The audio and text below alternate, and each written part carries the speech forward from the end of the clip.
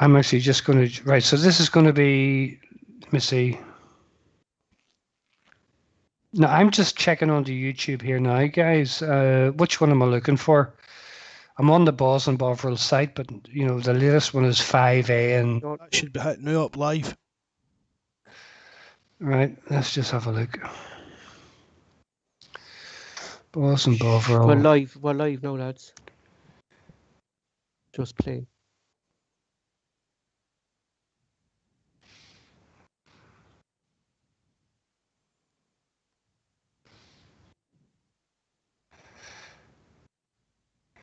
Yeah, that's it there. That's number 6, episode 6. Yeah, I've got it up on the tablet there, so it's not interfering with the laptop. So what about you, Paul? Everything good? Have a nice weekend with the missus? Yeah, looking good.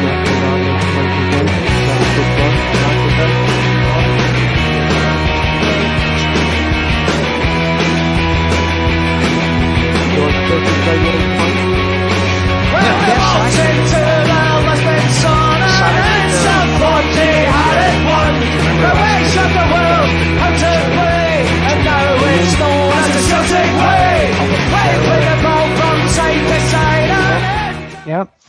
Hello and welcome to Celtic Rumours TV, the Bawz and Bovril's podcast with your hosts Mark, Chris and myself, Paul. On today's show, we're going to take a look at the last match between Celtic and Falkirk. We're going to talk about James Forrest and what's it's been like to have him back. Chris will be taking us through our rumours and our new managers, and he'll be also talking about what type of contracts our managers will be on. Then we'll be moving to live chats, but first I just want to hand off to Mark. Mark, over to you. Thanks for that, Chris. Just wish everybody a happy Easter. I hope you've had a nice time, spend quality time with your families and that. First off, I'd just like to thank everybody. We've reached over 300 subscribers, which for a couple of weeks is unbelievable. I'd just like to really thank everybody who subscribed. And if you haven't, if you want to hit the subscribe button, that would be great. Secondly, I want to wish a massive happy birthday today to John Hartson, legend, and our own legend on the forum, AGG of Glasgow Green. I think that's him, that's 65 today. So happy birthday to you guys.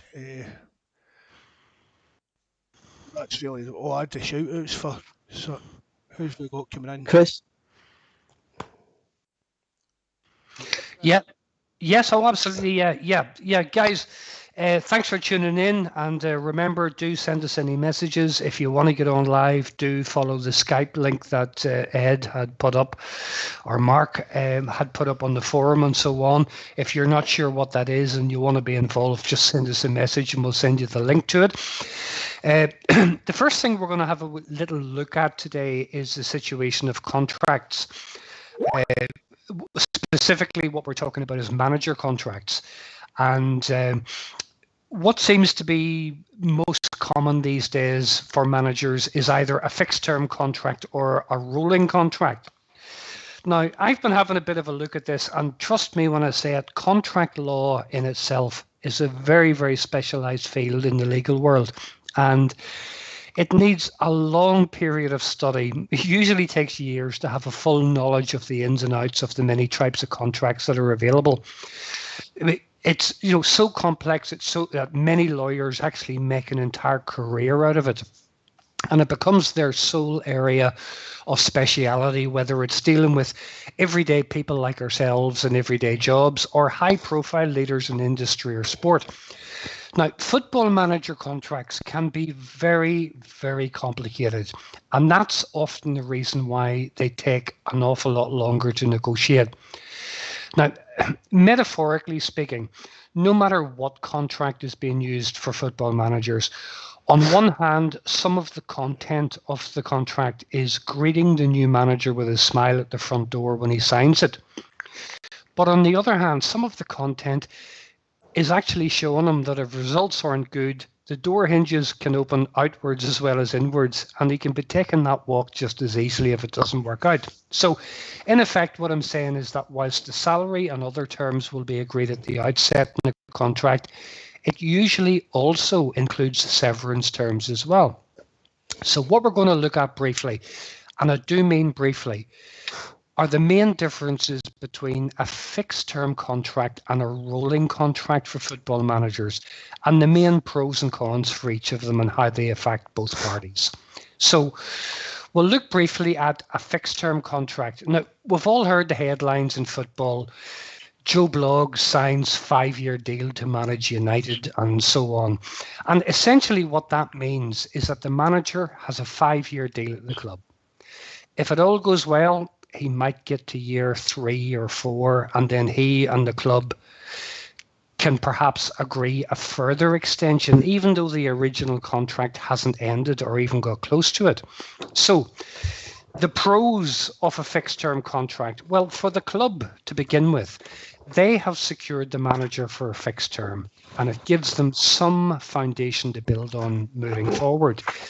If he's successful and he then attracts the attention of another club, then at least the existing club is in a position where it can demand substantial compensation to help them find a replacement. Now, a big benefit for the manager of a fixed term contract is that he has a greater sense himself of long-term security.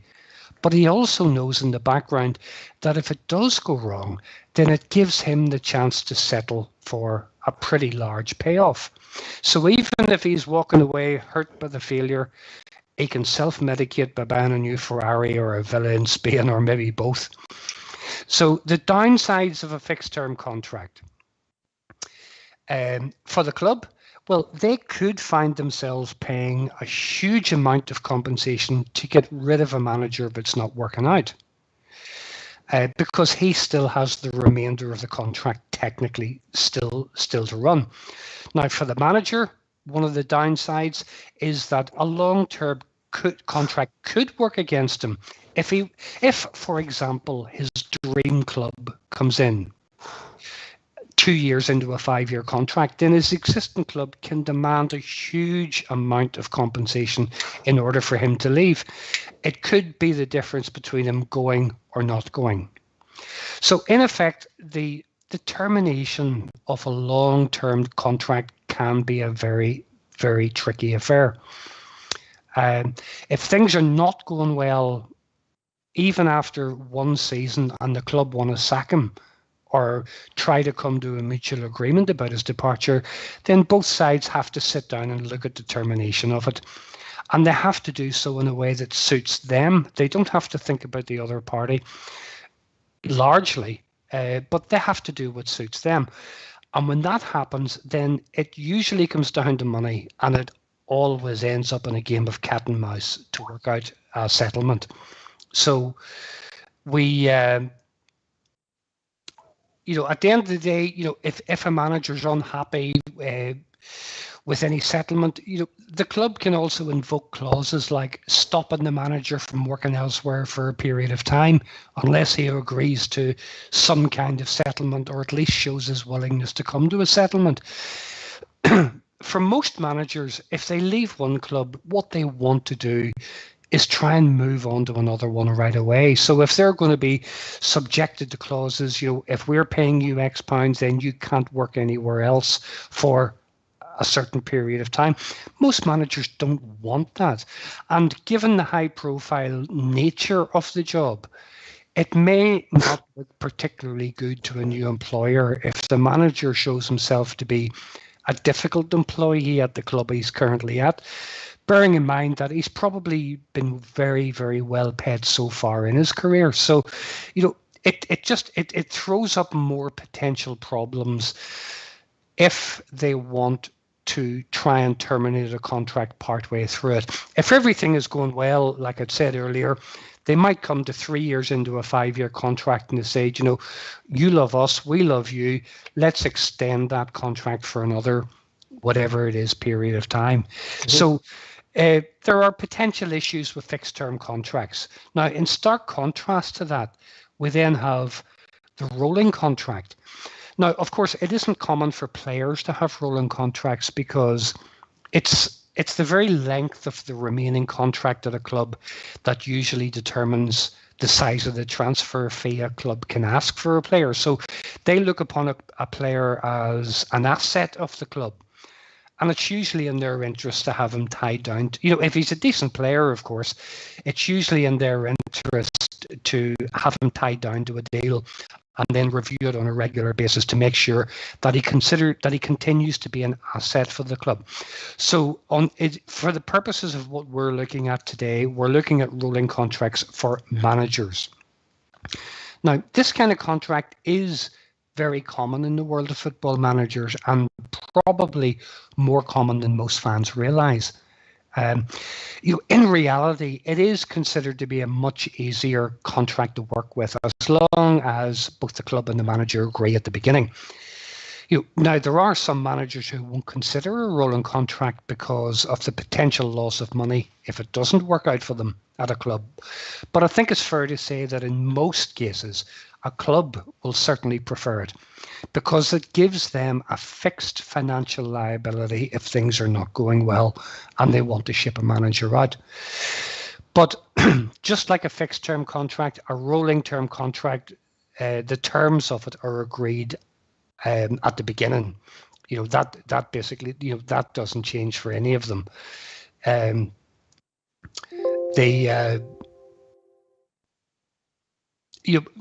The first example of a contract of a rolling contract that I remember was when Martin O'Neill joined Celtic.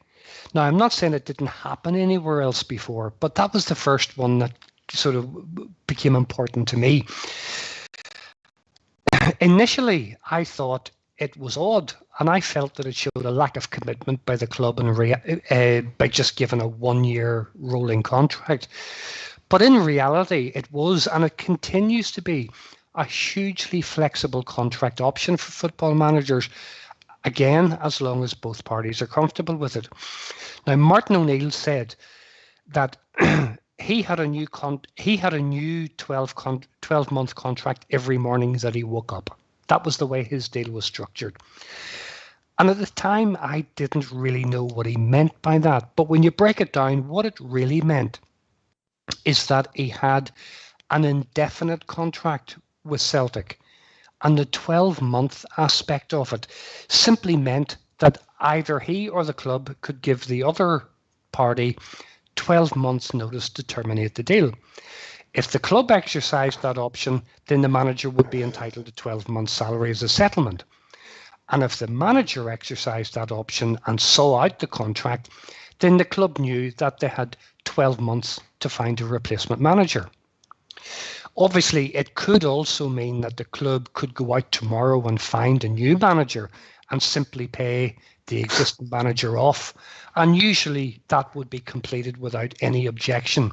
So the main benefits of a rolling contract for the club is that they have a defined payoff. They know it well in advance. If we ever want to get rid of Jimmy, then basically what we're paying is a 1-year salary. For the manager himself, the benefit he has is that he has 12 months salary guaranteed, and neither party needs to get involved in this game of cat and mouse and arguing about how it's going to be settled and so on. Now, the downside, there is, of course, a downside for both parties to a rolling contract for the club. Let's say they bring a manager in and he has been hugely successful for them. Then another club could come in and try and take him away, knowing that they wouldn't have to pay a huge amount of compensation to get him, bearing in mind that all they have to do is wait for a year and they get him for nothing. It's the same way if you look at a player coming into the last year of his contract. If he's a decent player and the club values him, they don't like it. They get nervous about last year contracts. So they do try and sign them up for longer contracts. It's the same scenario with a manager. So the downside for a manager of a rolling contract is that, yes, by agreeing to a 12-month rolling contract, then they don't have that potentially large payoff compared to if he were, for example, sacked a year into a 4 or a 5-year contract. He could, in theory, demand an awful lot more than 12 months salary to settle that agreement. So with contracts, guys, I'm trying to keep it very, very simple because trust me, the contract law is hugely complex. But I've tried to keep it short and to the point, and I sincerely hope it do go some way to explain the main differences between the two.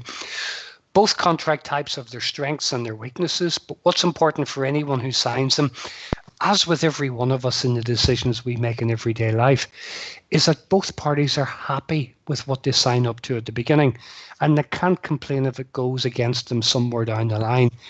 They know the pitfalls, they know the securities of both. So on that note, I'll hand you all back to a safe pair of hands. Paul, back to you. Yeah, so we're looking at that, and we know Celtic have done that for years, this 1 year rolling contract. Do you think that has put off managers actually coming to the club, and managers that were being linked with this year? Would they be wanting to look for a more 4-year contract rather than this 1 year contract? Like, if he's going to get a 4-year contract, the club will say to him, right, it's a 4-year project, 4-year rebuild, rather than this rolling contract. The uncertainty of being there at the end of the season, is the contract going to roll on? What's your opinion on that? Well, in all fairness, Paul, and that is a good point that you make. Whoever our next manager is, just because Celtic have normally used rolling contracts in more recent years, it doesn't necessarily mean that they're against the option of a fixed contract if they feel that they've got the right man for the job and they feel that he's as committed to the cause as they are. So really, when it comes to contract negotiation, it isn't a case of Celtic only offer rolling contracts. Yeah. That may be their preference, and you can understand why there are advantages to it for the club, but it doesn't mean that it's set in stone that that's the way it's going to be. Oh, well, yeah. They didn't have Rodgers on a rolling contract, and that worked out well for us. Yeah, that's what I was trying to say. Like, we kind of gave Rodgers a plan. We gave him a contract. Well, he left through that contract. But if a new manager's coming in, if it's going to be Eddie Howe, if we don't know whoever's going to be, or the club, like, is this going to be their selling point, right? 4-year contract is a big rebuild coming in. We'll give you a 4-year contract. We want you in place for this 4 years. Do you think are they going to say, look, 1 year rolling contract? I think if they're trying to sell the project, there's no point in offering a guy a 1 year rolling contract. Whoever's coming in as Celtic manager's got to, initially at least agree to be here for 4 or 5 years to see the deal, to see the job finished, kind of idea. So, yeah, I just get the impression, like, if we said, we know there's a big rebuild this season, and if the club are suggesting a 1 year rolling contract, if I was a manager going, well, 1 year rolling contract, do I want to stay here for like 1 year rolling contract? Do I want some security for 4 or 5 year contract? Do you know that kind of way? Yeah, if I was the manager, I'd be looking at that way. Yeah, well, you see, there's a very good point, just on the live stream there. George McDowell, had mentioned, Celtic got a really, really good compensation package for Rodgers. Rumoured to be somewhere around about £8 or £9 million, or somewhere in that ballpark. He wouldn't have got that, or Celtic wouldn't have got that, had Rodgers been on a 1 year rolling contract. So, yeah, exactly. So there are the benefits coming through there of what I'd said earlier about the club can benefit if another club comes in and wants to take their star man, which Rodgers was for us. He was an absolute top lad when he was with the club as manager, and that's the benefit to the club. But those things can, again, it's a trade-off. It's wondering, what will happen in this scenario. Rodgers, to be honest, I believe that when Rodgers signed with Celtic for, what was it, a 3 or a 4 year contract? Besty, it wasn't, and a few folk in the chat are saying it. Rodgers signed on a 1 year long contract, and then from day one. Was that from day one, Mark? Yes. See, initially it was a 1 year rolling contract, and then after Celtic get the, I think it was. So yes, absolutely. Is that the way we go? So is it that we offer them the 1 year one contract, see what way it goes, then we move into kind of a more long term contract with them then? Maybe, maybe that suited Rodgers. Maybe Rodgers was going to say, I don't really fancy it up here, and it was he did get out there as well then. Well, Yeah. in hindsight, again, when we look back at that, guys, if Roger started off in a rolling contract and then got a longer term contract, that was clearly a very clever move from Peter Lawwell, because that's something he would have been instrumental in at the time. So for all our criticism of Lawwell, et cetera, we can go on about that all day. That was actually one of his finer moves, because if Rodgers had been kept on a 1-year rolling contract, we would never have got 8 or 9 million or whatever the figure was for him to go to Leicester. Just on that there, Terence Casey, surely it makes sense to agree a compensation package if a manager leaves a certain percentage and have it in a contract.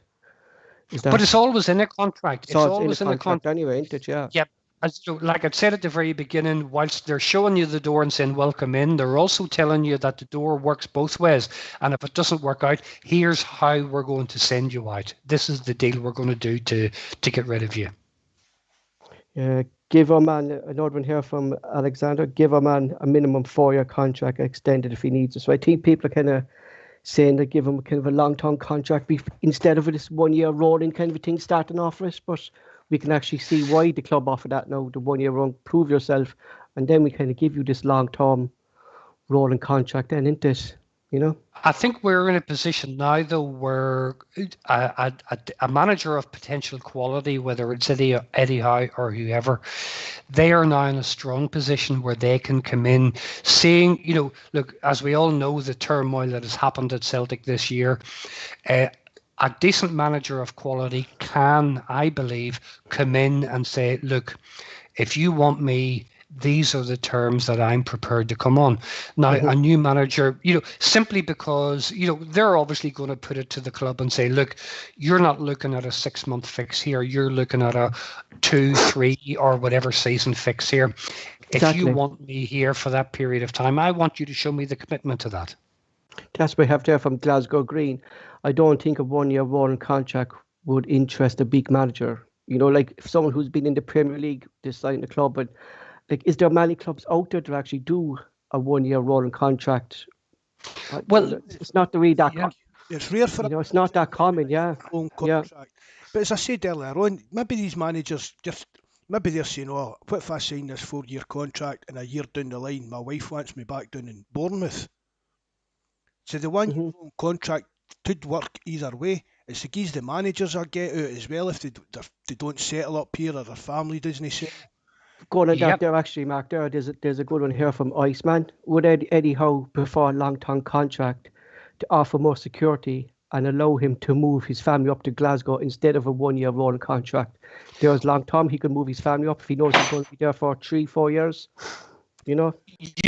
You can understand why that would appeal to him. And really, the only way to know whether a rolling contract or a long fixed-term contract was the right choice is when you look in hindsight and say, did we make the right call there? Because when you're planning in advance, listen, nobody knows if we're going to be alive tomorrow, never mind still be in good health and still have the same frame of mind and still have the same enthusiasm for whatever the challenge is. So it's difficult to know. I imagine Eddie Howe is in a very strong position now, if it's him that is coming next, to actually demand a long-term contract. And any manager of any credibility, exactly. I mean, there are managers that wouldn't accept a rolling contract. You take, for example, Pep Guardiola's next job when he decides to leave City, or Jurgen Klopp when he decides to leave Liverpool, they'll not go anywhere on a 12-year or 12-month rolling contract. They'll be looking for long-term stability, because they will argue it's this long-term commitment that allows me to build in the philosophies that first attracted you to come and talk to me. And seeing the bigger picture, buying a project. Exactly. And the insurance policy for that manager is, if I go to your club and it turns out to be a horror show, then I know that financially I'm going to be well looked after, because whilst it's rare for a club to ever pay out every penny of the duration of a long-term contract. They usually come to some compromise somewhere along the line, because it then allows that manager to go and work elsewhere. Otherwise, he would have to be sitting on his hands every day or cutting the grass every day. That's what gardening. Well, exactly.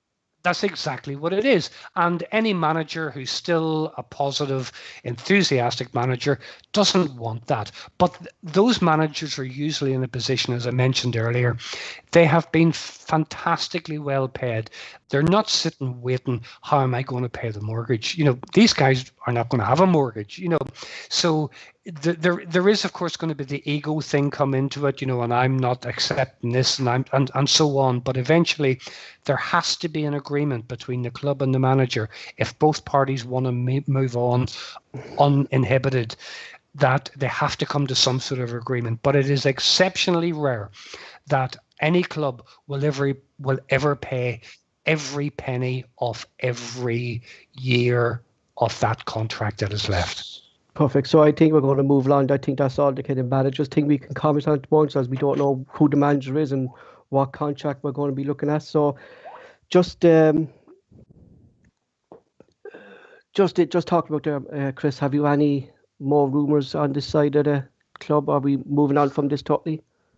Oh, listen, at the end of the day, Paul, the rumours are, big and getting bigger, as every day goes by. But it's, rumours are a strange thing. And by the way, guys, before we mention any rumours, let me just make it clear to you all, rumours are exactly that. So I'm not claiming to have any inside knowledge, and neither do Mark or Paul.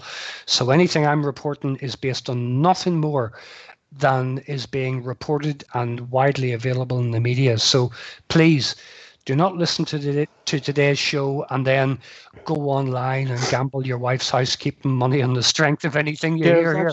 There's something actually there I wanted to get your opinion just before we move on to the next topic. Is I read out this morning is Kyle Joseph, the lad from Sheffield Wednesday. I actually thought his deal was done, but supposedly Newcastle are actually looking at him and kind of looking under their noses to do the same as Liverpool did with Ben Davies. And have you heard anything on that? Well, no, but the reality is that we're in a position where But Sheffield Wednesday announced that he signed a pre-contract with Celtic. Mm-hmm. Who's this? Kyle Joseph you're talking about, or yes, Kyle Joseph. Yeah, I'm getting mixed up with that Liam. Yeah, no, Liam Shaw is different. No, but as far as the rumours are concerned, guys, like I say, do your own research and satisfy yourselves about whether a story is fact or fiction. I think the biggest story that we need to be thinking about at the minute, as far as rumours is concerned, is the news that's coming out today, if it's true, is about Don Mackay actually joining Celtic, possibly as soon as tomorrow. And to be honest, if that happens, it doesn't come as any surprise to me at all, because with the size of the task in hand, I never for once thought that he was going to work at the RFU every day until the 30th of June and then walk into Celtic Park the next day as a totally guy. It was never going to happen. So he's clearly already involved in the manager recruitment process, because he met with Eddie Howe last week, and I'm sure he's got his fingers dipped into lots of other things at Celtic as well, that are maybe not public. So if both parties are agreed, then it has to be a good thing, and it can only be a good statement from the club. If the rumours are correct, though, we could be about to make a double statement to the stock exchange, because for the manager role, Eddie Howe continues to lead the field. Some say he'll be announced tomorrow, whilst others like JFP and Lennon at Work are still harbouring thoughts that Keano's going to make a late run on the rails and pip him at the post. I do say that in jest, by the way, and I'm sure JFP will make his position clear when he comes on shortly. But as Paul mentioned, like I say, Paul mentioned that JFP is going to be joining us. But It appears that Davy Provan has been feeding that story about Keno. I think he must have been in the stable given it some steroids, because he clearly favours the gentle-natured former Man United legend. So we'll just have to see what happens with that. But one thing that is interesting, and perhaps it's further proof, if it were needed, that media sites and newspapers are full of nonsense most of the time, is that ever since it became official that Eddie Howe met with Celtic last week, pretty much every one of the other so-called odds-on favourites in the race, they seem to have either pulled up or fallen at the last hurdle, because their names have pretty much vanished from the commentary altogether. So it's a case of fingers crossed for us all, and we'll just see what happens very soon. Now, as a footnote, though, I think it's worth remembering that even if Eddie Howe is appointed in the next few days, he may not necessarily take the reins with immediate effect, because there has been talk for a while that John Kennedy was promised the role until the end of the season, and that may well still happen. But regardless of what happens, I think he deserves a role in the new setup. He has received a lot of unfair flack, in my opinion, for Lennon's failed season. But before this season even began, John Kennedy was more praised than criticised for his behind-the-scenes contribution to the club. You know, he's clearly a guy that's Celtic through and through, and he deserves to be rewarded. Moving just quickly then on to the player side, rumours. Well, as far as players leaving, it's the usual suspects. It's a normal speculation. There's a lot of media talk about certain players and unnamed people claiming to be close to them, saying one thing and another. But, you know, apart from a small handful of exceptions, and I'm talking primarily the likes of Edward and Ayer, maybe one or two others, I wouldn't really be giving those rumours an awful lot of recognition at the minute. And I would urge you all to think the same way, because the new manager, whoever he is, he'll want to see what he has to work with before deciding who he can work without. But something, incidentally, that might be happening, and I think it was mentioned on the forum just over a week ago by, I think it was Kev83 mentioned it, about Patrick Klimala possibly going to America on either a loan or a permanent move. Now, on the weekend rumour that we did, I said I had found nothing on that story to give it any credibility, but it seems to be gathering a bit of a head of steam. And there are numerous media outlets reporting that it is. Story. Sorry? Maybe they've picked up Kev's story. Yep. Well, there you go. Yeah, maybe that's what it is. But apparently, New York Red Bulls are possibly interested. So again, we'll wait and see. But you know, if that does come through, then hats off to Kev, because when he first mentioned it, it was way under the radar. Coming to the end here, Barkas rumor still going on. AEK allegedly interested in taking him back in some capacity, possibly on loan, but he seems reluctant to go. Now, that could be an interesting decision by him if it's true. Like many have said, he didn't become a bad goalkeeper overnight. Moving on, Packy Bonner reckons Griff is finished at Celtic. It is starting to look that way, and if it is true, then in my opinion, he has wasted his talent through his other distractions in life, and it'll be a shame if it does happen. But if the club makes that decision, then we'll have to support it. Callum McGregor, latest rumours suggest that Leicester could make a move for him this summer. My take is that if he wants to leave, and only if he wants to leave, then having Leicester come in for him could possibly generate interest from other clubs, because they will know that Rodgers has worked with him, and if he's interested, perhaps they should be too. And that can only help start a financial battle that would ultimately benefit Celtic. Finally, on players going, listen, I keep saying it, but I'm still convinced that letting Bruni leave was a huge mistake. So much of his heart's still at Celtic. Club should have kept him. Finally, on players coming in, we're seeing lots of speculation about who Eddie Howe may bring in if he is the new manager. There's been talk of him raiding Bournemouth for certain players like the big defender Steve Cook. Now, he's coming up on 30, maybe still has a few years left in him. And the goalkeeper, Asmir Begovic, now he's not far off 34, but in goalkeeper terms, he's still in his prime. Now, it was originally claimed that both were out of contract at the end of this season, but I've read a few unconfirmed stories that both had actually signed unreported extensions not very long ago. But again, unless we know, we just have to guess at that. So as far as rumours are concerned, guys, that pretty much sums it up for now. But we'll keep an eye on the news wires before the next rumours roundup. And in the meantime, it's back to Mark and Paul. Over to you guys. So we're going to move on there. We just jump back. We're going to talk about the match on Saturday. Fair enough, we won 3-0. It was a great scoreline. Good to see James Forrest and Christie on the score sheet for a change. But my situation is we still took the second half to get this game under wraps again. We just couldn't get this game done and dusted in the first half. And I think that's been the problem this season, is that the first half of the match we just cannot play and kill off a game in the first half. Thoughts there? That's been one of our major problems for a long time now, hasn't it? Struggling for goals. I mean, we played some good football on Saturday, but it was still, as you said, we should have been hammering them. What was it? We had 42 shots at goal. Yeah. We could have been dead and buried long before half time. What do you think of that, Besty? I think you're right, Mark, and I think really it comes down to listen. Yes, if you were to look at that game purely based on the stats, you would say Celtic destroyed them. Yes, okay, we ran out comfortable 3-0 win. I don't think they had a shot in the entire game on target or off target, but yes, I think it really comes down to player confidence in front of goal. Griff got a good chance. He had 2 or 3 clear-cut chances. He wasn't able to make the most of them. And I just think it comes down to the attacking confidence last Saturday. We should have, as you say, Mark, put the game to bed long before half-time.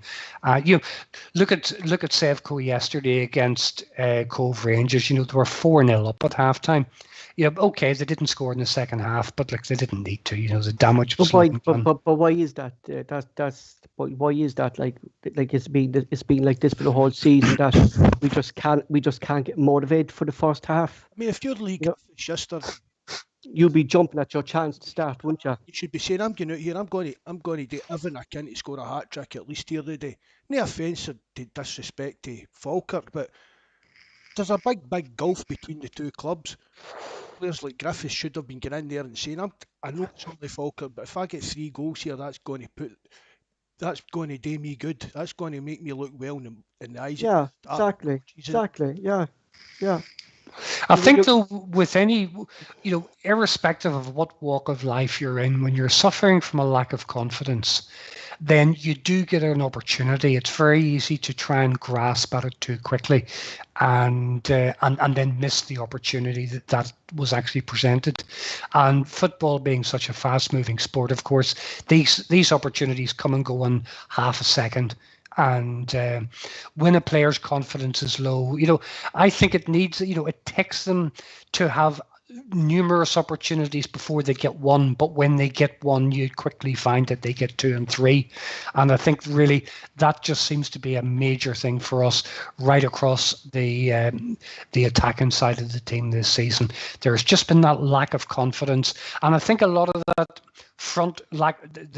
the striker confidence, or the lack of it, has came from the lack of confidence basically right back to the goalkeeper. It just seems to be a lack of team confidence, and everybody suffers to varying degrees as a result of it. Moving on from that, it was good to see him back, and it was good to see him actually have a good game, and he actually showed us what we've missed all this season was James Forrest. What he showed us, what we're missing down that right wing. But we've played numerous players in that position this season. No one could have filled it, and it was good to have him back yesterday.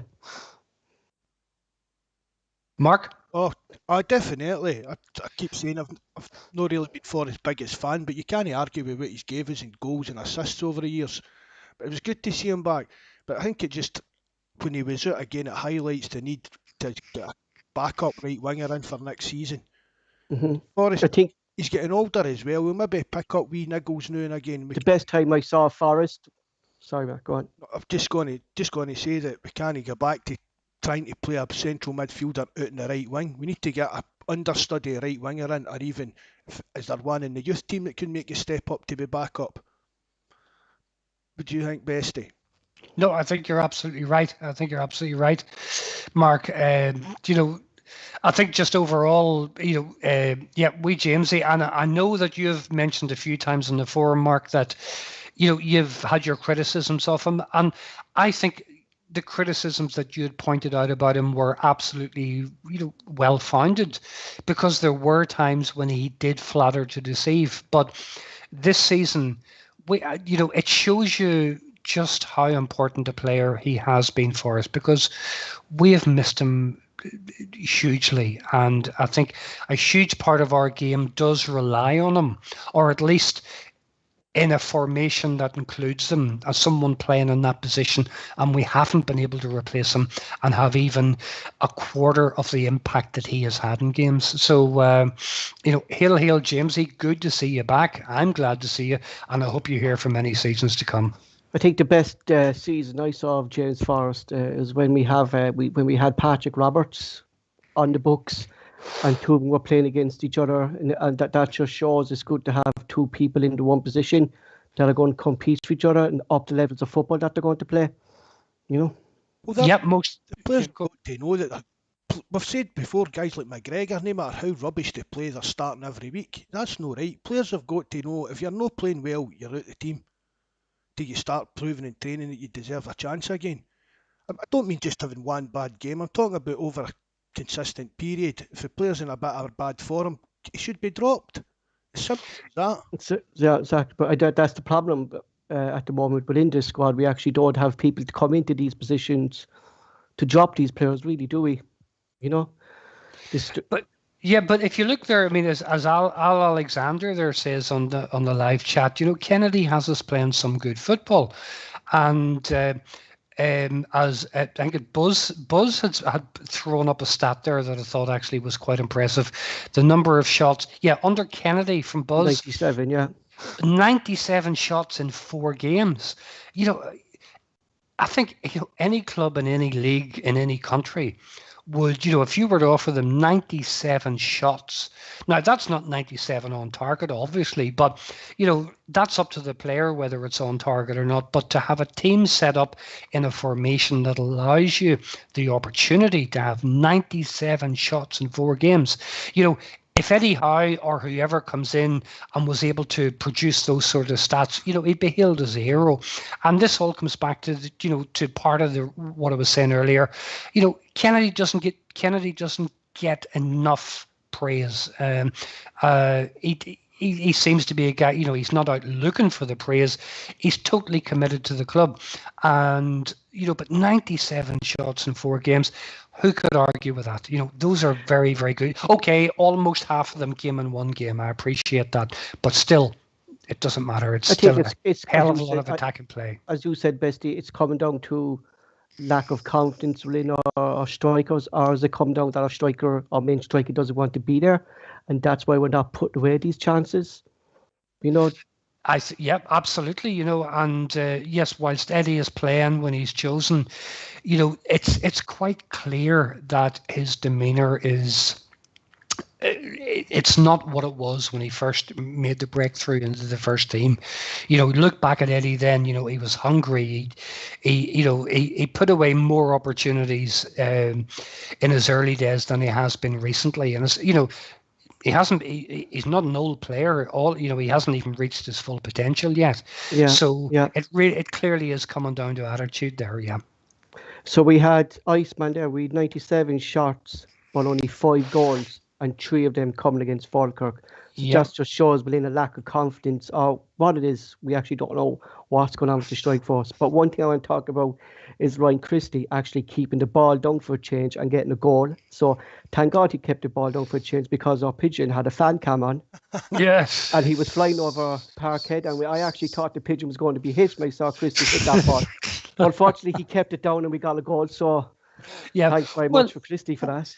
Well, the thing is, though, is Christie's is his adaptation in his play, is that down to John Kennedy having a word with him? It could be. It just shows, but I don't know what it is. Is it the way he positions himself? Is he thinking too much time on the ball before he shoots, or did he have less time yesterday and he shot the ball and he kept it down? You have to put those things into kind of factor. Is he spending too much time thinking on the ball and before he shoots and he blows up over the bar? Or I just think any time he gets the ball, he's all that's in his mind is I'm going to make space and shoot. Because that's what he seems to do. As soon as the ball gets to him, you know what he's going to do. He's going to make space and shoot. I think it's a matter of the likes of Christie trying to find that balance. When I get the ball, do I go and shoot, or do I lay it off to someone else who maybe is in a better position to either shoot or to set someone else the opportunity to have a go at goal? And when you see these things happen and when you do dissect a lot of them, it makes you realize, well, it certainly makes me wonder anyway, about Lennon's absolute lack of attention to detail in the game. Lennon was more, in my opinion, a bit of a gung-ho guy. You're playing for Celtic, a tub thumper. Just exactly ease you up, bowling in your head, right, get out there and get into them. That kind of exactly, without any real strategy. And whereas, I'm sure someone had posted up on the forum, and I had a look at one of the YouTube videos about how Eddie Howe was working with his players, and it looked like it was a bit of a summer or a holiday training camp. And goodness me, that guy was exceptional in how he was communicating with players and getting and encouraging them to buy into the system that he was wanting to play. And you could see the players, even just by listening to him, were making those efforts and making those runs and buying into his philosophy. And I thought it was tremendous to watch.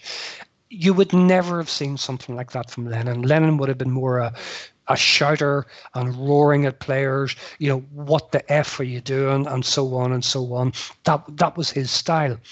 And which really makes it more clear to us all that what we need is a manager who actually does have strategic thinking and does have a philosophy, and not only that, can communicate that philosophy and that style of play to the players.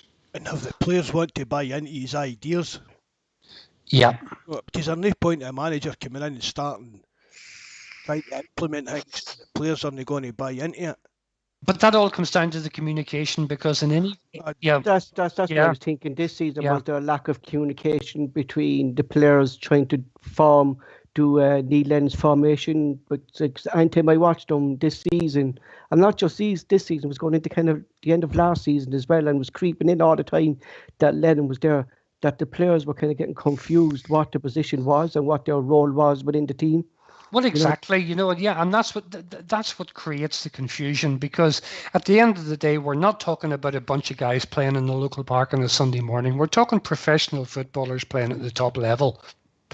And, whilst, yes, it does come down to their ability on the pitch and whether they can kick a ball or whether they can't, they still need encouragement. They still need direction. They still need someone to say to them, this is what I want you to do in your role, because if you do this correctly, it allows him to do his job properly, and so on and so on. Because the reality is that in any walk of life, you can nearly encourage anyone to do almost anything you want, as long as you explain it to them in a way that they understand.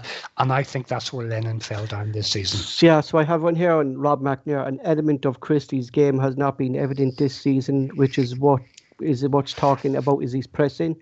Christie was very good at pressing and is quick at this. This could be a major bonus for the way that how he likes to play. How he likes to play this pressing game. Could that suit Christie if he's actually going to be here next season? Or I don't think. Well, I think he'll be here. I don't think he'll be here. Yeah. What Rob's saying, I've seen him saying that he's not really showed it this season, but the last few seasons, the press. Christie was one of the main guys that done the press for us. Yeah. And he's not been playing up to scratch. That's fell away as well. The full team has pressed the way it should be pressing. I think though they're running over teams. I think though what we need to remember, guys, is because we've had a disastrous season, it doesn't mean we have disastrous players. The players that we have are capable of achieving what we want to achieve, as long as they are being led by a manager who gives them self-belief, Exactly. gets the best out of every one of them, because they're all used to playing with each other. We'll have to remember that, or most of them, for quite a few seasons. So that connection has been there for quite some time. And I think, listen, when the players are sitting around on their own, when Lennon was here, I'm sure a lot of them were saying, I just don't understand what's going on. One day you're in, next day I'm in, next day someone else is in, you're playing in this position, and then the week after I'm playing in that position. And I think it all came down, I think I'd mentioned it before in one of our previous podcasts, was the fact that I genuinely believe Lennon lost confidence in his own ability, and that was translated to the team. Yeah, we're just going to bring on JFP there now, and Mark is going to get him through to the phone line. See you on, Mark. John, are you here with us? John. Guys, can you hear me? Yeah. Fine. How's my new headphones? Are they working? Sounds fine to me. Just very good. That'll save me being the phantom YouTube crasher this week. Then. So John, just moving on, just want to get your thoughts on this season, basically, on where do you think we need to move forward? Is it going to be Eddie Howe? How do you think he's going to perform as a manager with Celtic?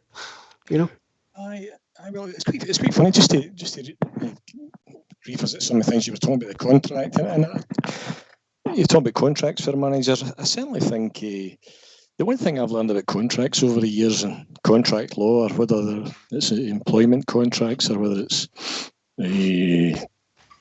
law contracts, whatever it is, if somebody wants to go, they'll go. I'm not sure it's a showstopper. If somebody wants to come to the club, they'll come to the club. If the club wants, if a club wants you away, you'll be away. Another thing I know that is if a contract's only any good if you can afford to defend it in court, and most managers are probably in a position to do that. But so it might offer each party some kind of financial comfort, but I don't think it's a showstopper in terms of whether somebody comes or goes. But back to your question, Eddie Howe. Happy Easter, everybody. Anyway, that was the first thing I wanted to say, and happy birthday. Very happy returns. Happy birthday to Glasgow Green as well there. But I don't know. I'd be delighted just to get back to Parkhead to watch anything after the year that we've all had, even given the season we've had. But I'm sitting here with a serious question mark over whether the Celtic are going to get this right. Or whether there's something more wrong at the club. Over the years, Celtic's been has been an epitome of professionalism in many ways, including Peter Lille.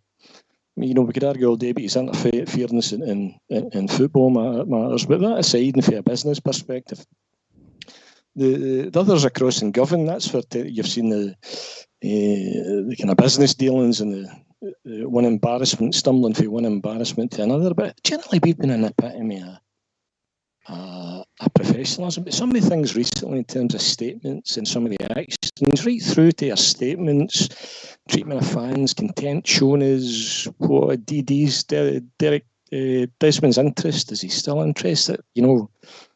Listening to Celtic TV, it sounds like Pravda. I don't know. And back to Eddie Howe. So are we going to get it right? Eddie Howe, is he the man? And I listened there to... He's one big plus. He's got one big tick in the box, and you all know what it is before I say it. He's got one big, massive thing going for him, is that he's no Roy Keane. Saying that... Sorry, Bestie. Sorry, John. How can you possibly say he's not Roy Keane? You're clearly such a Roy Keane fan.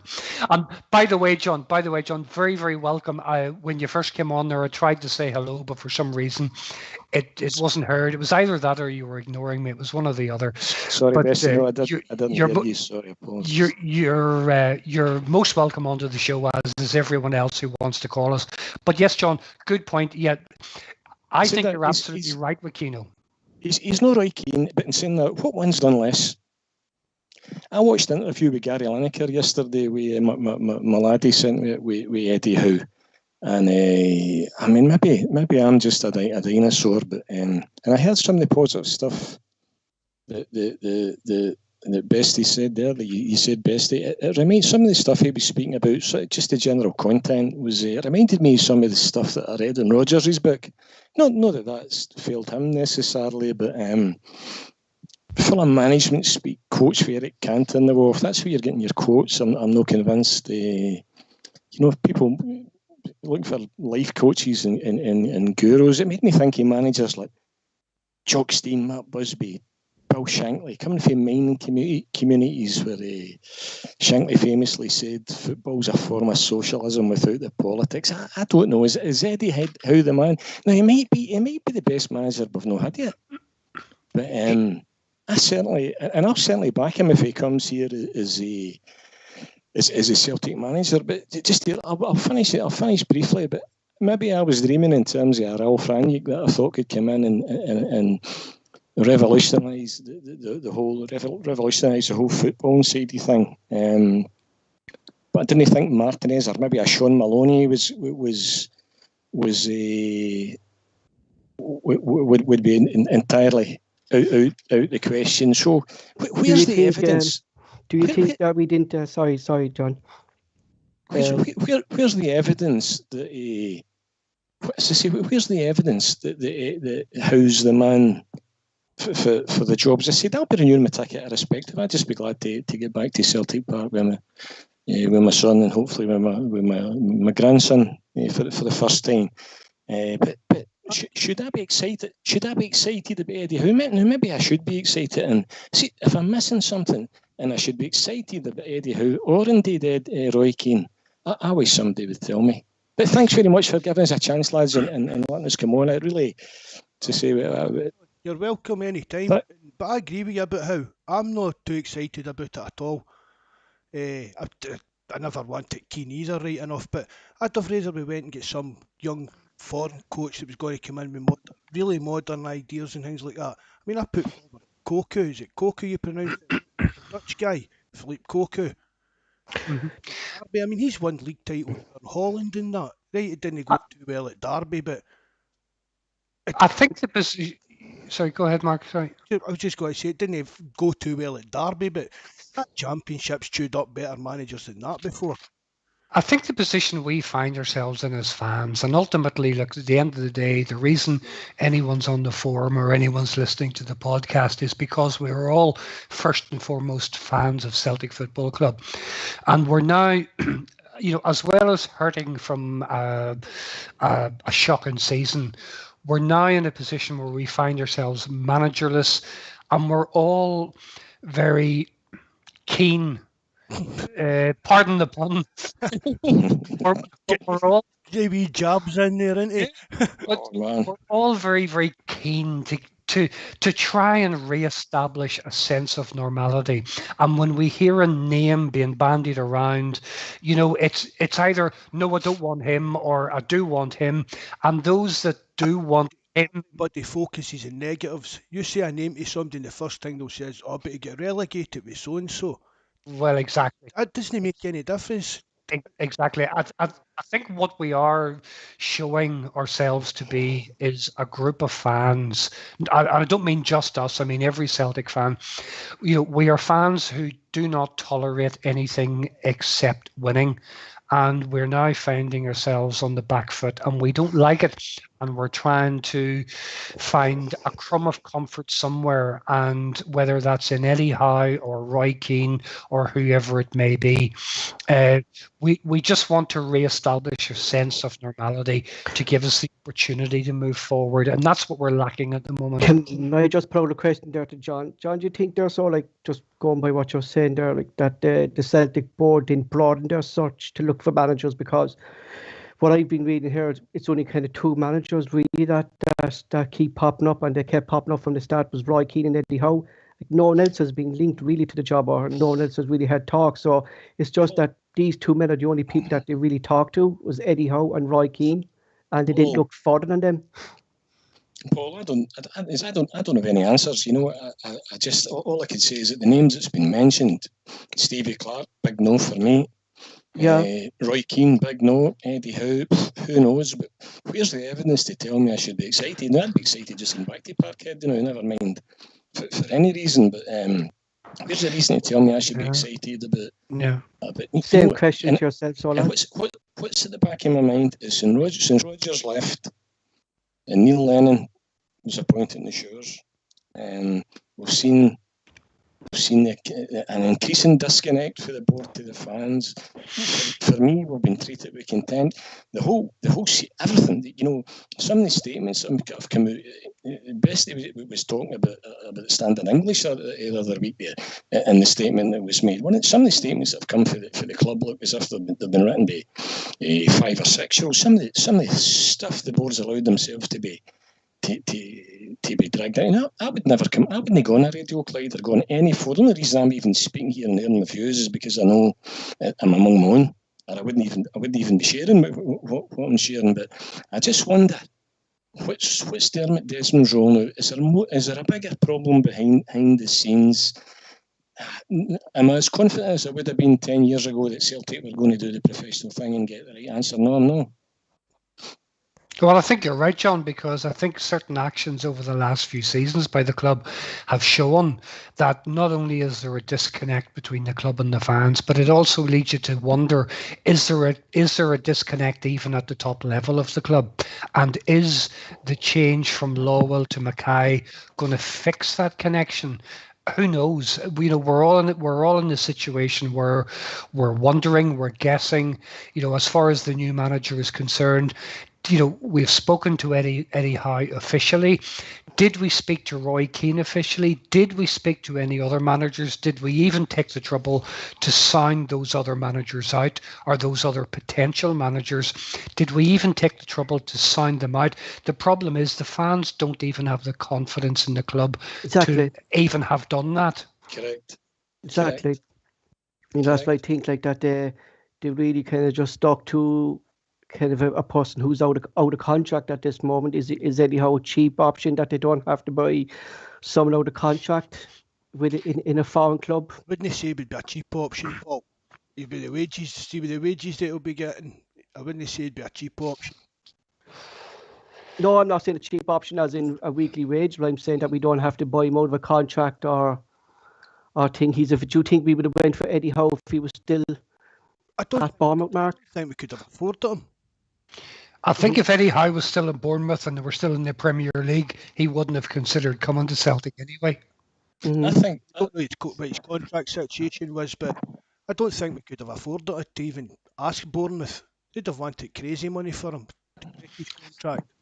One thing we haven't heard anything about, and I know it was muted a couple of months ago or a few months ago, was the talk that potentially Dermot Desmond's son was going to come onto the board and be, an integral part of the board. But apart from the early rumours of that story, it never really built up any head of steam or gained any sort of proper foothold. It kind of died out when it kind of came out after a couple of days, really, didn't it, Chad? I took Desmond's place at the AGM, wouldn't it? That helped push that story forward a bit as well. I mean, I think Desmond just they comment on websites not an absentee landlord, but I think that's what he wants to be. He doesn't want to be really involved in the day-to-day running. That's why he gets these CEOs in. He's happy to have his shares and stay in the background, but when things go wrong, he makes his move. I read an article. Argue about all the champion failures over the years and no qualifying. They should have done this and should have done that. But over the last few years, look at the trophies we've won. Lowell has got to take some of the credit for that. Oh, without doubt, yeah, without doubt. I think Lowell deserves to take a huge amount of credit. When it went well, he took the credit, and when it's not went well, he's fell on his sword. Or Desmond swung the sword, we'll never know. But, doesn't it show you the fickleness of football fans and what we'll tolerate and what we won't? And, football fanship is a very fickle activity. We only remember the last result. We only remember this season. We don't look back and say, well, in all fairness, we've won 9 in a row and we've won a quadruple treble. To us, fans of Celtic, it's not good enough because this season has ruined it. And I think there was a huge let's be honest, if we had achieved 10 in a row, how would it have anyway? I think would have left anyway. However, how would it have benefited the club going forward apart from having the bragging rights? Besty. Yes, John. Besty, I think it's. I don't know if you heard Stevie G was quoted this morning. I mean, know that I'm not remotely interested in what they do or what they do, and I generally mean that. I mean, if they would never appeared again after liquidation or whatever happened to them, it would have been a day too soon for me. I don't know how many arguments I've had with some Celtic supporters over the years that define themselves by them. Certainly, this isn't one of them. If they were playing at the back, I wouldn't open the curtains. I think we'd all agree with that. Yeah. Stevie G said he's looking forward to playing us in the cup, and under any manager, under Eddie Howe or anybody else. Now we should never be in this position. It's been a monumental act of self-harm, but we are where we are. It's done. We've lost the 10. Nobody was any more disappointed. But it is what it is. And that's no debate. Nothing's going to change that. There's people lost significantly more this year. This fear factor that I had 10 in a row. But my biggest concern is just what we're touching on here is when I look at the lack of foresight in terms of you're speaking. There are too many people settled for just being better than them. Where was the investment to compete in Europe? Lennon in the showers, the disconnect with the fans, some of the statements. Is there a bigger problem? Are we? Well, exactly, and that's what made me, that's what prompted me to think, John, as I'd mentioned there earlier, is there a bigger disconnect not just between the club and the fans, but internally within the club? I think you could. I think Mark mentioned there about Desmond as well, absentee landlord, which he's every right to be. It's his money, and he who pays the piper calls the tune, as they say. At the end of the day, we're the club. If that's how he wants to run the club, I can't be the only one that's sitting wondering if Dermot Desmond is as up for it as he once was. Like yourselves, I thought when it was rumoured his laddie was going to get put in, I thought, well, he wouldn't put his laddie in there as a sacrificial lamb, so that's probably a good sign. But like you mentioned earlier on, very little been said of that since. We've got a rugby man in charge coming in, and we've got Lowell heading out the door, who's, despite all the criticisms we can level at him from a business perspective, he could have looked after my money any day of the week. You can't fault him. He's done in the business. 100%. You can't fault for it. The sponsorship deals he got and everything. I mean, every year he was getting better deals, and even when they weren't in the league and the money was drying up in the league, he was still providing us a high level of sponsorship, not blue kind of things in that. I think the short deal was a great deal for the club. Weren't they finally getting Adidas in to make the jerseys and stuff like that? That was a great deal by Lawrence. Just going back to what you're saying there, John, on Stephen Gerrard saying he's not afraid to get Celtic in the cup anymore. I think that's a problem within the board, letting Rangers get so close to us in so little time. That this fear factor of Rangers playing Celtic is actually gone at this moment, and I think it's nearly the other way around. Now that Celtic have this fear of playing Rangers in the cup rather than Rangers fearing us. I think there's absolutely no doubt about that, Paul. I think, and I'm not making excuses for Celtic. Celtic don't, as I say, it's been a monumental act of self-harm. There's failure at every level of the club, for Desmond down, for Desmond to Peter Lowell, to Neil Lennon, to the players. There's nobody exonerated here, as far as I can see. There's nobody beyond criticism. We should never have been in this. We should never have been in this position. No, too many fans were just happy to be top dog in Scotland. Exactly right. Just as long as we were one step in front of them, that was all that mattered. And I think the board thought like that as well. And I Yeah. think really ultimately that shows a lack of real ambition for a club like Celtic that should be capable of achieving so much more. You know, even if we're playing in the Scottish League, which is not a top European league, Celtic has a structure and a fan base that should have propelled them on to achieving more than they did on the European stage. And yes, as you say, yeah, there was too much focus on just being one step ahead of them in Scotland that there was about achieving what we actually could on a European basis that a club like Celtic should be achieving. But I read an interesting article this morning on one of the Celtic websites. Now, not the official Celtic, it was one of the sort of dedicated Celtic news sites, and it was saying the next manager coming in is in the best position of any manager since Martin O'Neill came in, because Martin O'Neill came in at a time when there was a huge amount of work needed, and to a certain degree, Martin O'Neill got what Martin O'Neill wanted. And because of the decline this season, the new manager coming in is hopefully in a position where the club are saying, okay, you tell us what you need to do this, and giving them a greater scope for doing what they wanted, instead of having Lennon, who was at the end of the day, he was simply going to bow to what Lawwell wanted him to do. Rodgers tried to change it, and I genuinely think when Rodgers came, he had a sincere intention to be at Celtic for 3 or 4 seasons. I think he really had the intention, but he found that he was meeting so many obstacles that it made it untenable for him. Because whilst, yes, Celtic was going to be his main focus, he is first and foremost a professional football manager, and he has to look after his own credibility and his own reputation as well. And I think he was put in a position where he had to decide, I can't do both at this club because of the way it's run. I have to choose what's right for them or what's right for me. And he did what most of us would do in any walk of life. He chose what was right for him and for his family.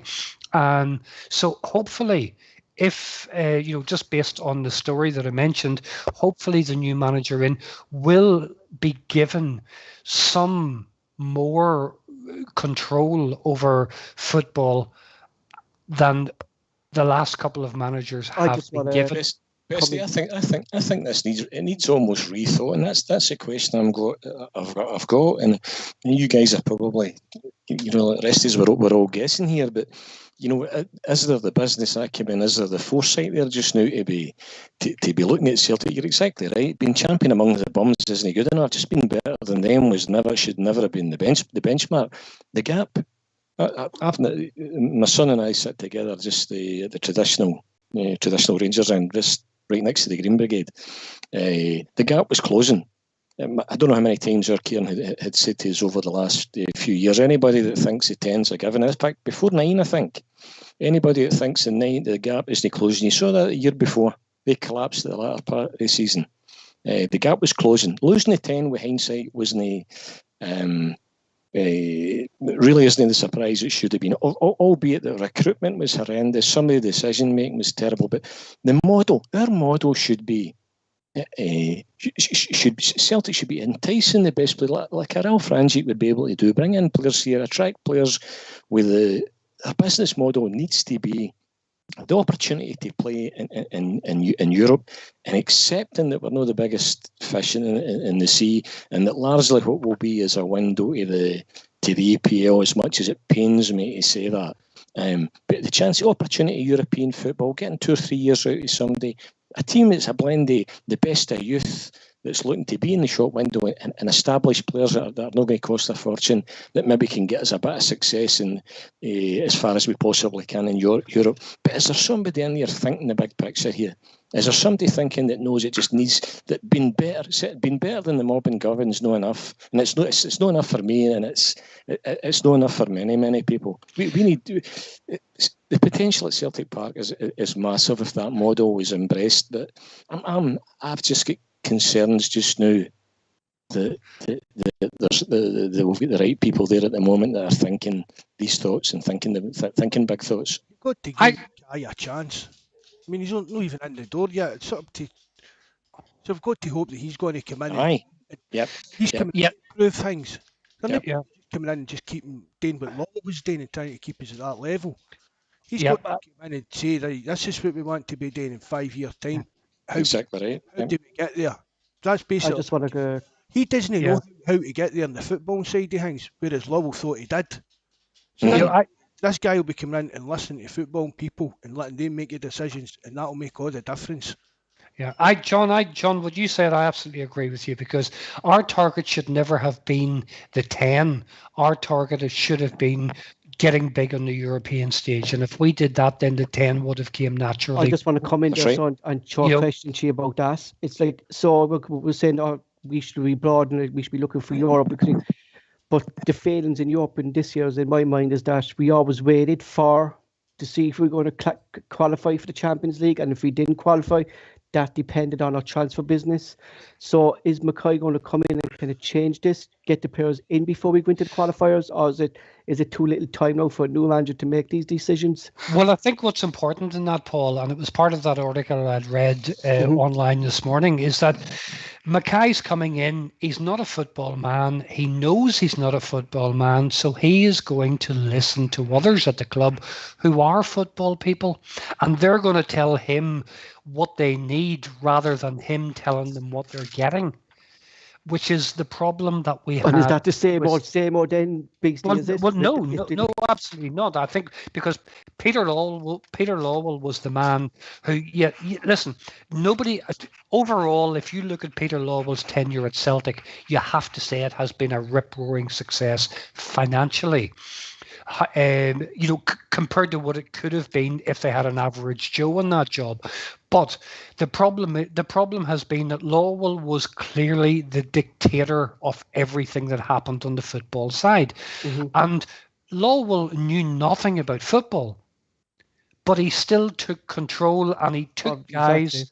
He faced up. Park left. Exactly. Park left. It was just down to Lowell. Well, exactly. Lowell faced up to football guys at the club and basically said, I'm the top man. You'll do what I tell you to do. As opposed to saying to them, guys, tell me, what do we need to do? And if we can fit it into the model, then we will do what you want to do because you're the expert and I'm not. But Lowell seemed to become involved and appoint himself as the football manager at the club. Well, that is, at least if we believe everything we hear. But the thing is, we hear it from so many sources that there has to be at least a degree of truth in it. So I think, Dom Mackay, I think, brings a breath of fresh air because he's bringing a strategy that is not going to be determined by, look, at the end of the day, yes, he's going to want to make his position quite clear, as in, look, guys, this is my role within the club. But hopefully, mention him if he's doing his job well. Really, we'll never need to mention him. Well, exactly, Mark. It's like to say about a football referee. He's got a good game, but when he doesn't draw attention to himself. Can I just come in there just to? Yep. Throw something there from the live chat from Terence Casey. He said, surely this is what the director of football is for. So, which we said Dominic Mackay coming in tomorrow, all right, or this week. Do you think that there's a director of football already hired by the club and he's going to be speaking with Mackay, or what way the club should be going? Well, the problem is with Hammond leaving and everything this week, last couple of weeks. The problem is we don't know. Yeah. Until we know, we don't know. And I suppose if you look at modern day football with all of the top clubs, they all have someone who fills a role as director of football. That's their job, and they have it agreed between themselves, as with any organisation, that everybody knows their role within the company. And I think, if there is going to be a director of football, you would hope that it's going to be someone. People have muted the name of Fergal Keane at Man City, and there's been a couple of other names been thrown around as well. Even what's his name from Hughes from Bournemouth. Hughes from Bournemouth, yeah. And, I suppose that's an automatic link, because if it is Eddie Howe as manager, then he knows Richard Hughes, he knows him well, etc. And they've worked together, and they've clearly shown they can work together. And he may be a name in the frame if that is what the club have chosen to do. It all comes down to whether the club decides they want a director of football, and all of that could be part of the Eddie Howe negotiation. Because it's with someone like Eddie Howe, if it is him coming in, they don't only have his personal contract to negotiate. They also have any demands that he has as well, in order, you can offer anyone a position, but they may have other conditions that they want fulfilled as well. Exactly. Maybe he wants that, or maybe he's saying, no, I don't need that. So these are all the things that we don't know, because unfortunately, none of us is part of the negotiation. None of us are part of the negotiation. So, it's easy to get wrapped up in the speculation of it, that it could be this and it could be that. I think we'll be in a much better position as fans to look ahead to the next season once we know what tools we have in place and what the club structure is in order to take it forward. And whilst we can talk about it all day, it's always going to be speculation, but we can hope. I just want to throw that same question to John there. John, do you think we should be going down director of football to modernise the club going forward? I've heard Mark. Mark's obviously he's keen on that. To be honest, I don't really understand the nuances enough to be able to comment kind of meaningfully on that, Paul. I can't remember what the Douglas Barnes role was meant to be. All I remember is I'm still scarred with the disaster that it was. But I don't. Basically, your director of football is in charge of the full football department, all the scouts, all the way down.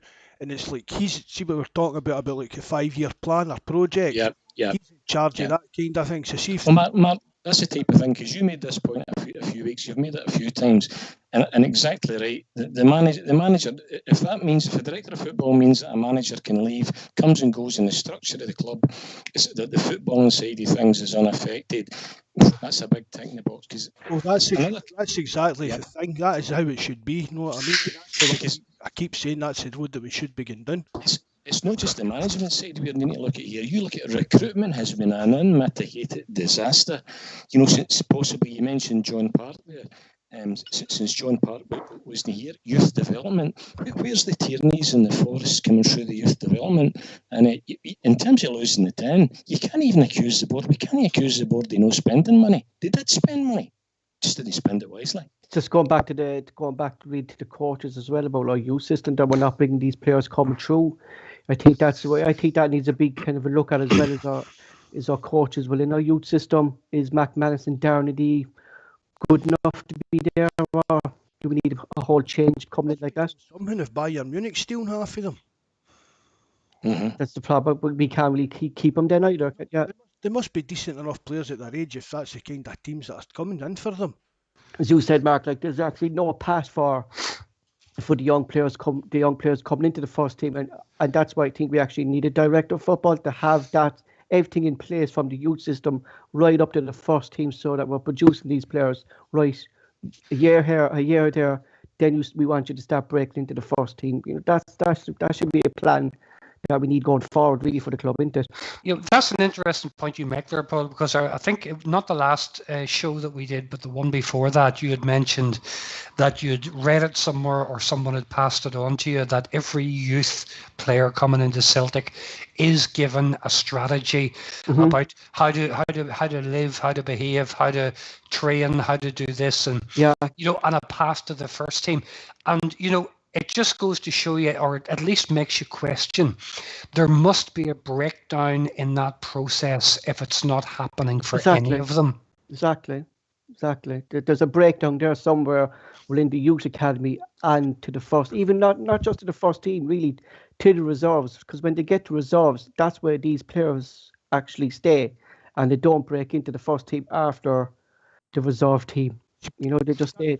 That's where you need your manager and head coach to buy into the idea as well. I mean, the size of first team squad we've got, Mhm. I mean, how do you bring young players into that? But manager, you need a manager that's going to say, I want to help bring on young players. Lennon, didn't he? I think I that's think going like going by buying the wrong players really. In this, that buying players just for the sake of it. Buying players that aren't good enough. Yeah, Basically, yeah. and it's just bulked up the squad and bulked up the squad, and there's been no space in the first team squad for kids to get a spot. It's also, though, as I think we'd mentioned on a previous podcast, it was either the last one, the one before, we had said, some of these guys were coming in, and they knew. Look, at the end of the day, if you get a group of lads together, what do? They talk to each other, and young lads were coming into the Celtic youth squad.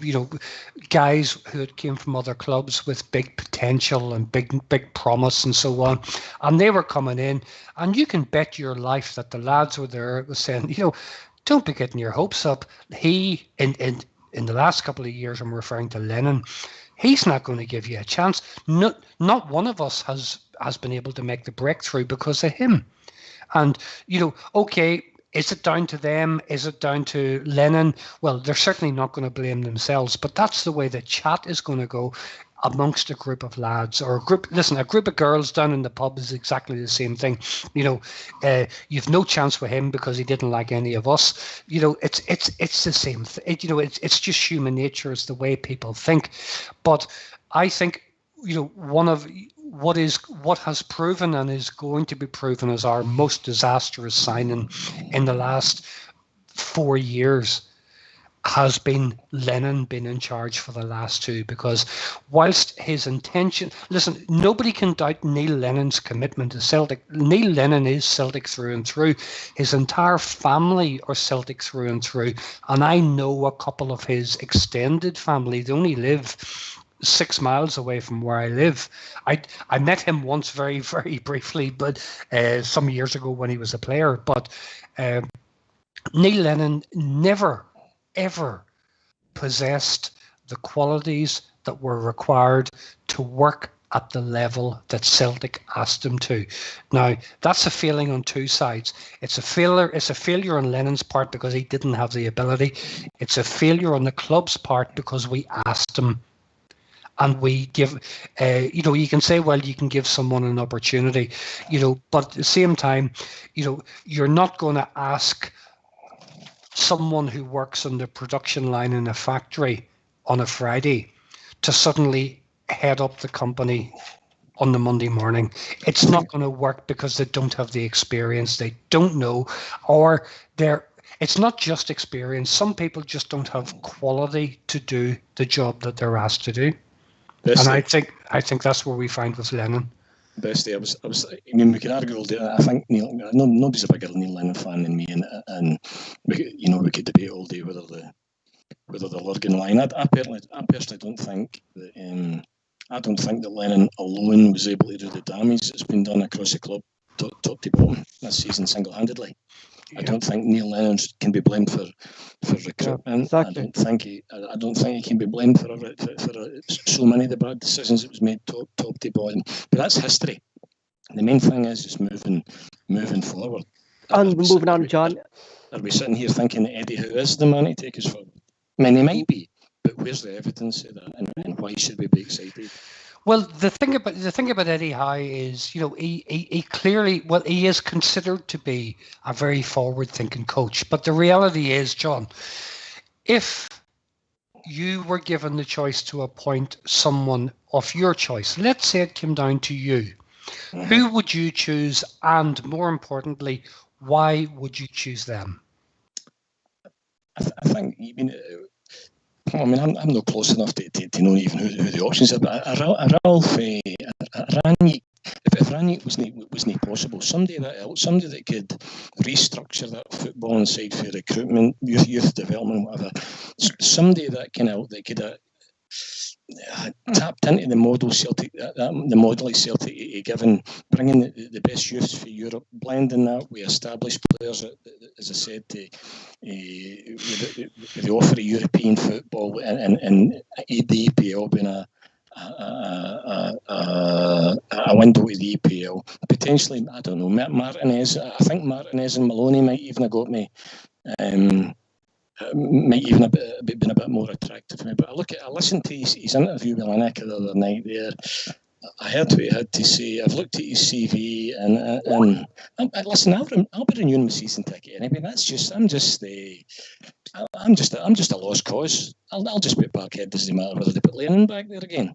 I think we're all, John. I think we're all in the same position. At the end of the day, we're always going to support the club, and we're always going to be proud to put on the hoops, and we're always going to be, standing at Parkhead and wishing that we were one of the 11 that was chosen to walk onto the pitch. For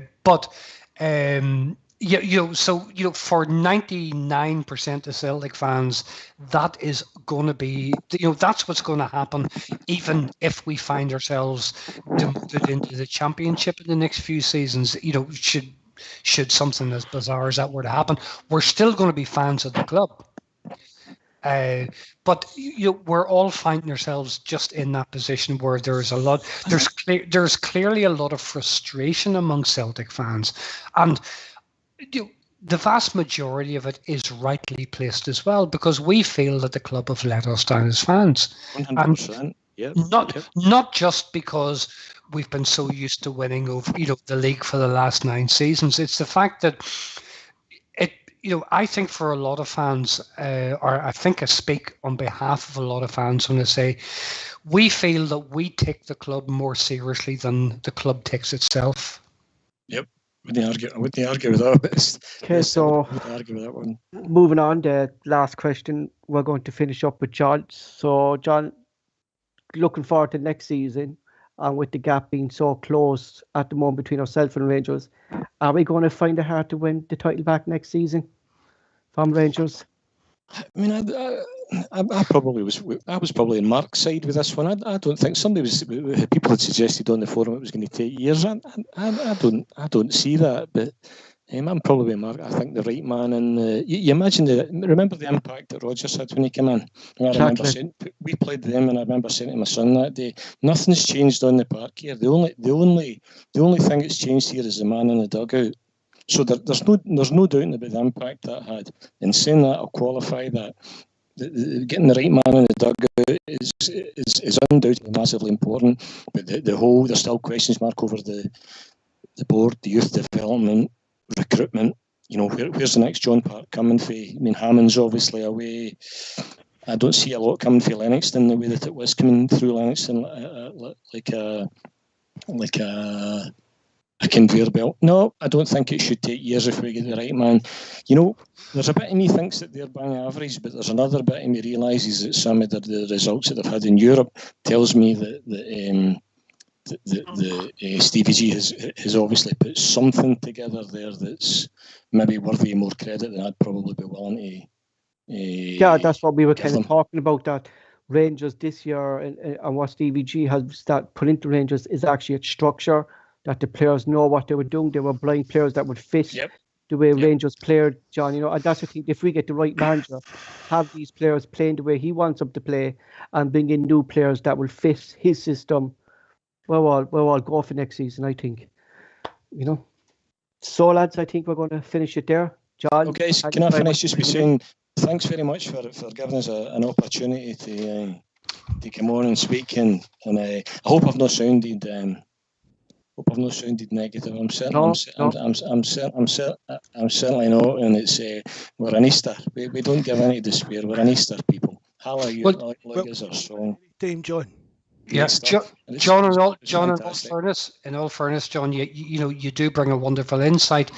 And it's great to hear your opinion, and it's clearly a very measured opinion on how you see Celtic going forward, and I think most fans would share that's what we need. We need a measured approach. We need common sense to apply to it, and we need a structure within the club that'll allow that to go forward. So, John, you're very welcome, and you're very welcome on every single future show that we have if you have the time and the interest to do it. Thanks very much, guys. I thoroughly enjoyed it, and thanks for giving me the opportunity. You're very welcome. Cheers now. John, bye. So, folks, that's it for tonight. If you want to get in contact with the show, please contact us on the forum and let us know beforehand if you're coming on. For myself, Paul, thank you very much. Chris, yourself? Yeah, folks, thank you very much for listening. It's been wonderful to have you all coming along this evening. You may not agree with everything we say, but at the end of the day, just remember we're passionate Celtic fans like you are. And please, please do keep contributing. Do keep coming online whenever the shows are available. Do put messages onto the forum and so on. Come onto the show, ask us questions, and if you want to come live, and give your own opinion, then you're more than welcome to do it. It was lovely to see John tonight, and I hope he's the first of many that come and join us. Mark? Right, okay. Just like to thank Paul and Besty for helping as always, everybody for tuning in, and JFP for being, well, really my first real caller for Besty. Joined the phone once and we can't get rid of him now. But again, thanks everybody for the subscriptions. We're over 300 now. If you've not subscribed, hit the button for us and give us a thumbs up. Right, thanks very much, guys. Good night. God bless. Good night, folks. Right, right.